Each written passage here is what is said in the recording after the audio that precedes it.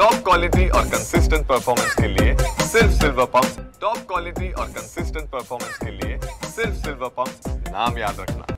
मुंबईत झाड कोसळण्याच्या घटना वाढू लागलेल्या आहेत। काल रात्री मुंबईमध्ये झालेल्या जोरदार पाऊस आणि वेगवान वाऱ्यांमुळे मुंबईतील बँड्रा, सांताक्रूज, खार, जुहू, विलेपार्ले आणि अंधेरी या परिसरामध्ये झाडं पडल्याच्या घटनांची नोंद झालेली आहे। मी सध्या मुंबईच्या कलानगर परिसरामध्ये या ठिकाणी आपण पाहतोय की जो रस्ता आहे माडाच्या समोरचा, त्या समोर एक फांदी पडलेली आहे। त्यासोबतच गुरु नानक हॉस्पिटलला सुद्धा काल मध्यरात्री पाऊस पडला आणि त्यामुळे मोठी फांदी पडली, मोठं झाड कोसळलं। त्या ठिकाणी महानगरपालिकेने तातडीनं या झाडाला हटवलं, मात्र या भागामध्ये अनेक ठिकाणी झाडांच्या फांद्या अजूनही रस्त्यावर पडल्याचं चित्र पाहायला मिळतंय।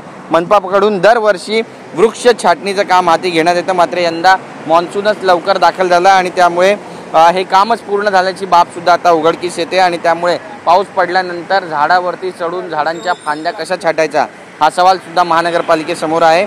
आणि एकंदरीतच आता भविष्यामध्ये जर फांद्या पडल्या आणि एखादी दुर्घटना घडली तर त्याला जबाबदार कोण असेल असा सवाल सुद्धा विचारण्यात येतो। त्यामुळे रस्त्यालगत असलेल्या फांद्या तातडीनं छाटण्यात याव्या अशी मागणी आता महानगरपालिकेकडे सर्वसामान्य मुंबईकर करताना पाहायला मिळत आहेत। ही मागणी पूर्ण होणार का पाहणं महत्त्वाचं ठरेल। कॅमेरा पर्सन खंडूराजसह गिरीश गायकवाड, TV9 मराठी, मुंबई।